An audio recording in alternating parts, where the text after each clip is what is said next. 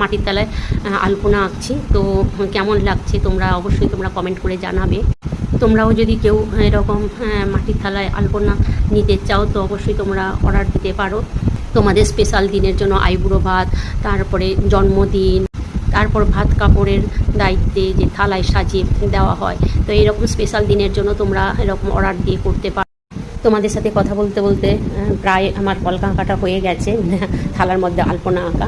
তো কেমন লাগছে তোমার এই আলপনা ডিজাইনটা অবশ্যই তোমরা কমেন্ট করে জানিও, তো ভালো লাগবে।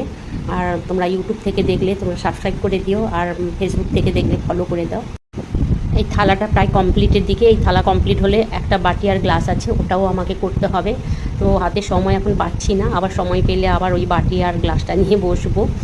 তো এই চারদিকেও একটু ফুটকি ফুটকি করে আমি দিয়ে দিলাম।